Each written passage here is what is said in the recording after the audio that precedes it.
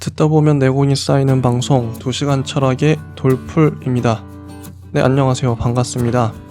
이번 주에는 남경태 선생님의 종횡무진 동양사를 공부해 보도록 하겠습니다.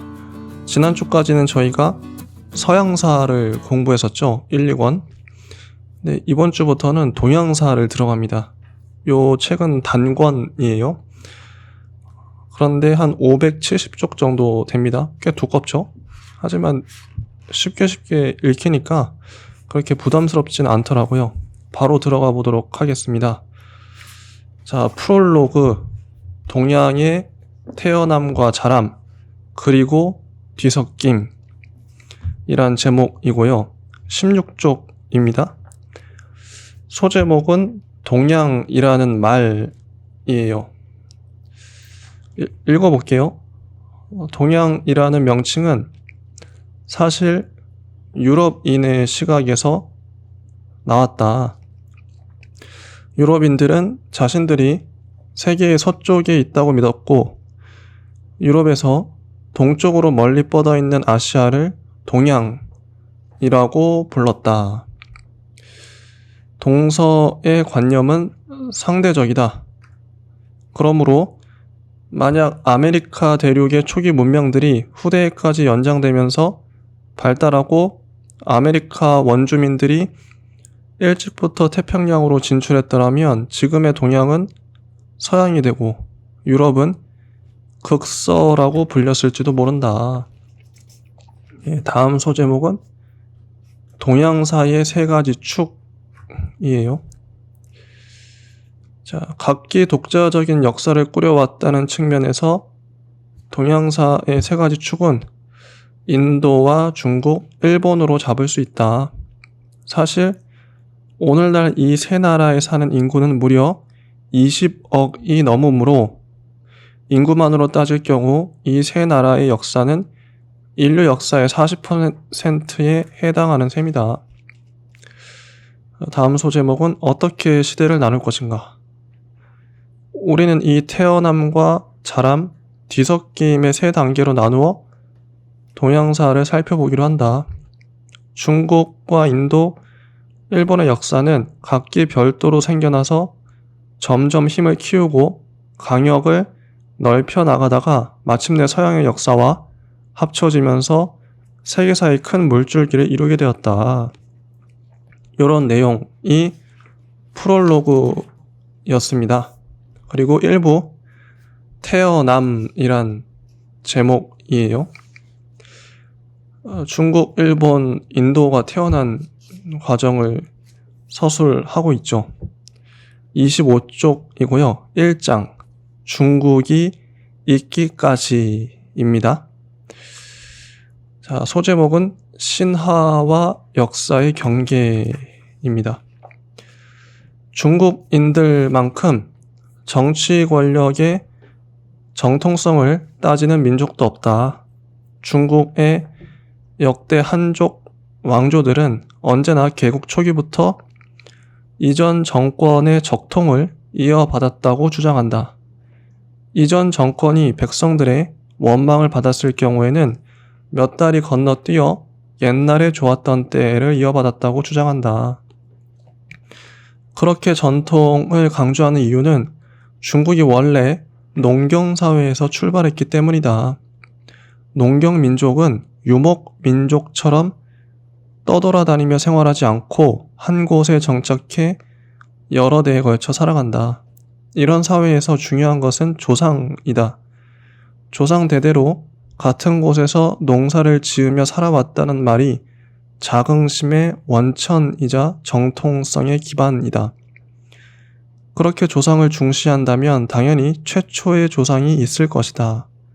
중국 민족이 최초의 조상으로 받드는 인물은 황제다. 직위로서의 황제가 아니라 특정한 사람의 이름을 가리키는 고유 명사다.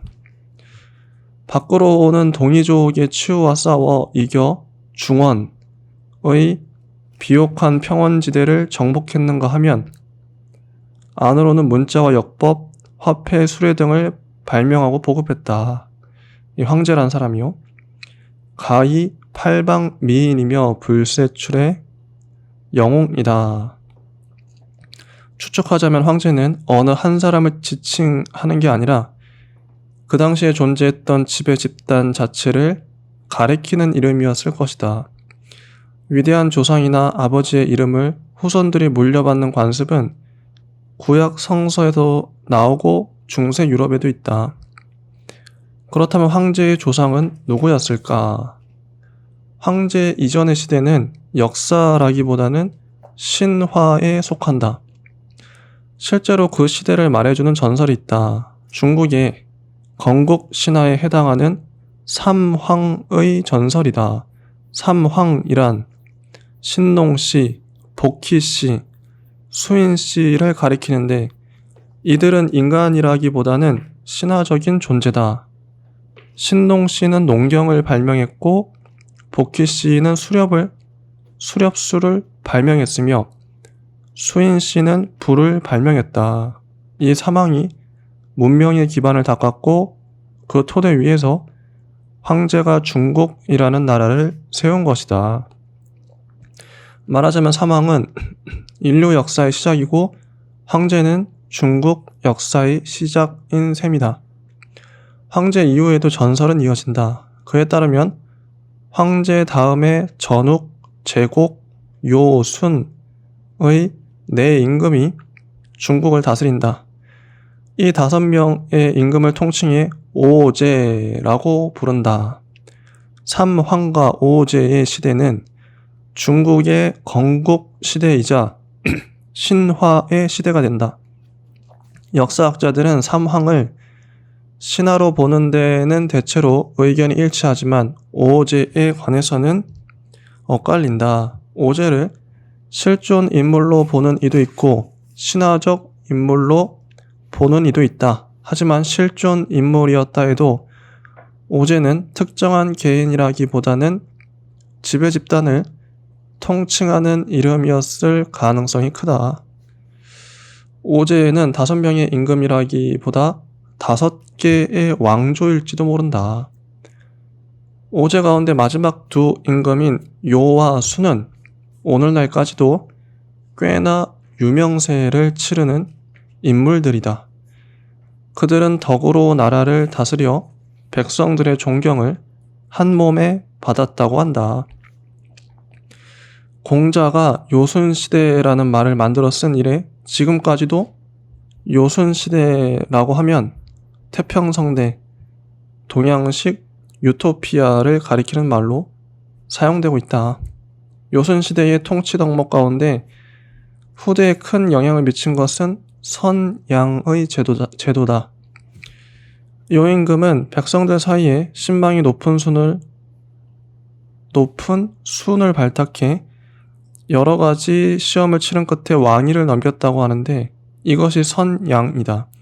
또 순임금도 한동안 나라를 다스린 다음 우임금에게 왕위를 넘겼다. 우는 특히 치수 사업에 큰 공을 세워 명망이 높았다. 자, 다음 소제목은 31쪽 구름 속의 왕조들이에요.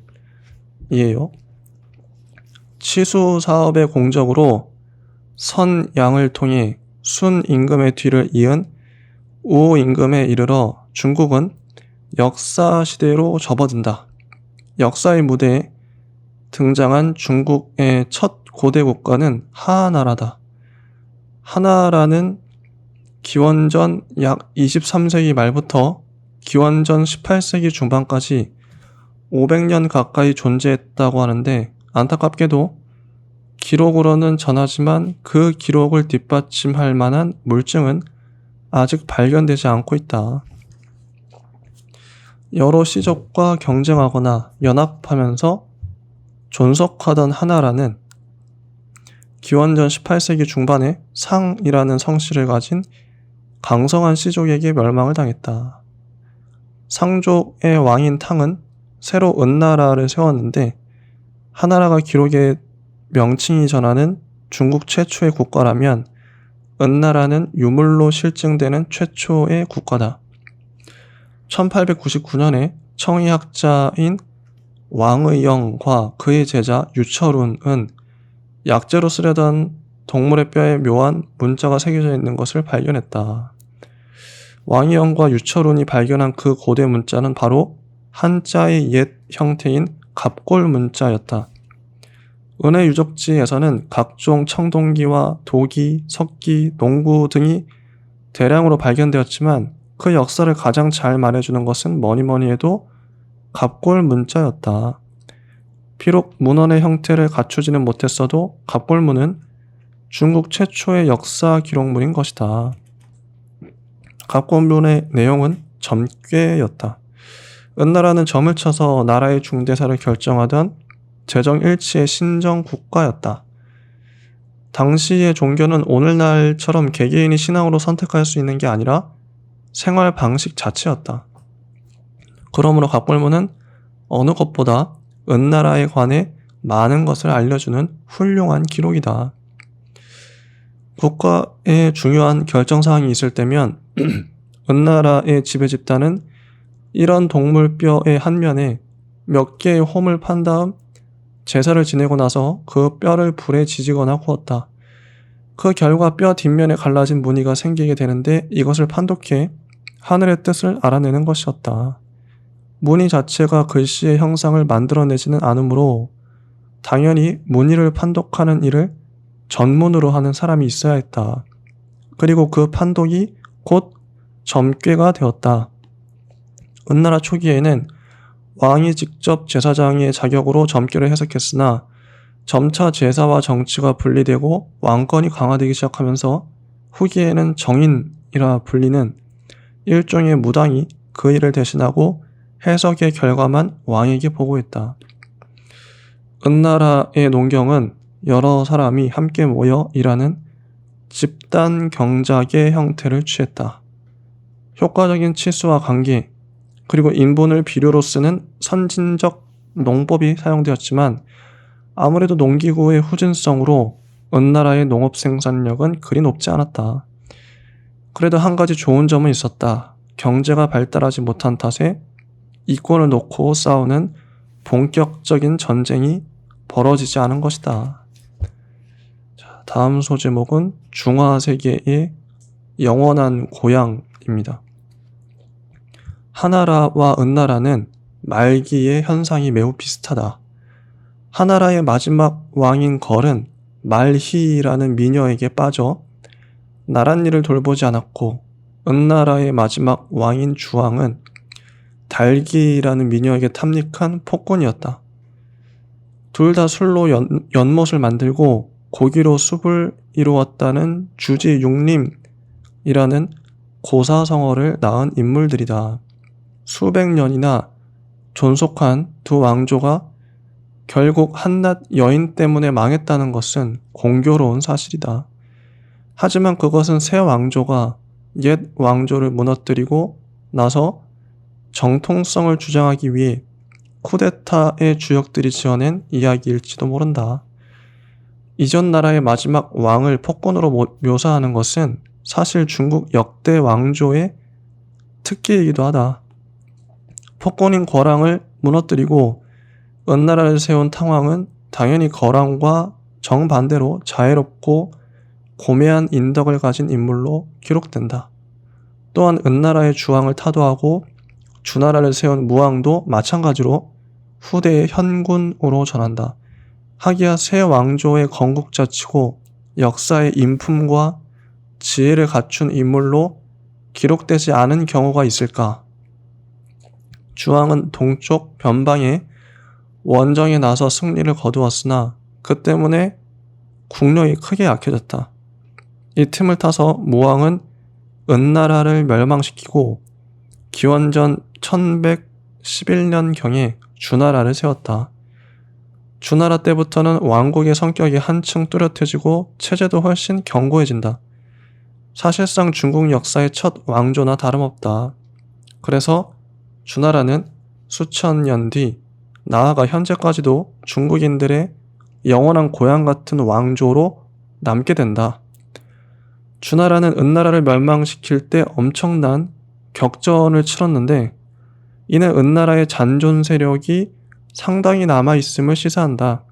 은나라는 역사에서 사라졌어도 전 왕조의 귀족 세력이 전부 주나라에 복속되지는 않았다. 더구나 주나라는 은나라를 무력으로 정복했을 뿐 문화적으로는 선진국 은나라의 수준에 미치지 못했다. 이런 처지에서 무왕은 은나라의 옛 지배 집단을 회유할 수밖에 없었다. 그는 은나라의 왕자인 녹부에게 옛 영토를 다스리게 하고 제사도 그대로 지내도록 했다. 다른 귀족들도 주나라의 반기를 들지 않으면 영토를 나누어주고 지배권을 부여했다. 무왕은 자신의 동생들에게 은나라 잔존 세력을 감시하게 했다. 이것이 바로 중국식 봉건제의 기원이다. 무왕이 갑자기 사망하고 어린 아들이 왕위에 오르자 무왕의 동생인 주공이 섭정을 맡게 되는데 그의 통치 시기에 주나라는 급속도로 성장했다. 형이 다스리던 시대에 비해 어느 정도 안정을 찾았기 때문에 주공은 아예 중원으로 거처를 옮기고 본격적으로 봉건제를 실시하기 시작했다. 흔히 서양 중세 영주들의 자귀를 공작, 후작, 백작, 자작, 남작 등으로 구분하는데 원래 이 관등의 자귀는 주나라 시대에 성립된 것이다. 주나라 왕실은 주변 제후국들의 다양한 자귀를 부여하고 그에 따른 영지를 주어 다스리게 했다. 평상시에는 제후국의 내정에 전혀 간섭하지 않고 자치에 맡겨두었지만 제후들은 정기적으로 주나라 왕실을 방문해 문안 인사를 드리고 자기 지역의 특산물을 바쳐야 했다. 이것이 바로 조공이다. 이렇게 시작된 조공은 이후 근대에 이르기까지 중국 역대 왕조의 주요한 외교, 때로는 무역 수단이 된다. 은나라의 전철을 밟지 않으려면 주나라는 주변 약소국들을 확실하게 제압해야 했다. 그런데 드넓은 중원 일대를 주나라 혼자만의 힘으로 직접 지배할 수는 없다. 각 지역마다 일일이 주나라 군대를 파견하거나 주둔시킬 수는 없는 노릇이다. 그렇다면 방법은 외교적인 수단밖에 없다. 그것이 바로 봉건제였던 것이다. 주나라는 제후국들과 혈연 관계를 맺었다. 주나라의 봉건제는 서양 중세의 봉건제처럼 계약에 의한 군신 관계라기보다는 본가와 분가의 관계와 같았다. 이렇게 혈연에 기반을 둔 관계를 종법 봉건제라고 부른다.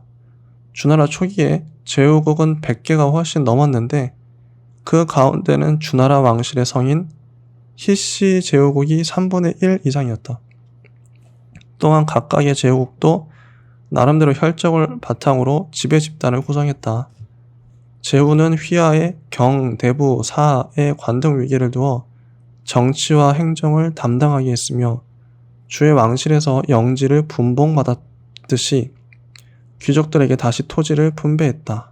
경제적 생산을 담당한 것은 전통적인 농민과 노예들이었다. 농민들은 농업 생산을 맡았다. 모든 토지는 지배 귀족의 소유였으므로 농민들은 그들에게서 토지를 빌려 경작하고 그 대가로 조세를 납부했다. 공동체적 경작 방식으로 유명한 정전법이 주나라 시대를 대표하는 토지 제도다. 토지를 정자 형태로, 우물정자 형태로 구등분하고 한가운데 토지는 조세 납부를 위한 공용 토지로 사용하는 방식이다. 농민들은 그 밖에도 귀족을 위한 각종 노역을 담당해야 했다. 조세와 부역, 이 두 가지는 점차 제도화되면서 고대 국가의 재정을 구성하는 양대 축으로 자리 잡게 된다. 또한 주로 피종복민으로 구성된 노예들은 농사를 담당하지 않고 건축과 무기제조, 귀족을 위한 사치품 제작 등을 담당했다. 봉건제는 중심과 변방의 구분을 전제로 한다. 주나라가 봉건제를 시행함에 따라 중국 역사상 처음으로 대륙의 중심이 형성되었다. 주나라는 원래 도읍인 호경만으로는 부족하다고 여기고 정치, 경제, 군사의 새로운 중심지로 뤄양 서쪽의 나급이라는 신도시를 건설했다. 바야흐로 본격적인 중원시대가 열린 것이다. 주나라는 건국할 때부터 하늘의 뜻, 즉 천명을 강조했다. 주나라가 동쪽으로 진출해 은나라를 멸한 것은 천명이다. 천명을 받은 주나라의 왕은 하늘의 아들, 즉 천자다. 천자는 당연히 천하를 다스릴 권리가 있다. 천하를 다스리는 천자, 바로 여기에 봉건제를 뒷받침하는 이념이 들어있다.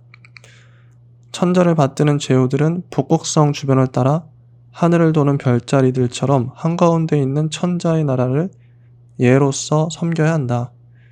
그것이 곧 법으로 정해진 질서, 즉 종법 질서다.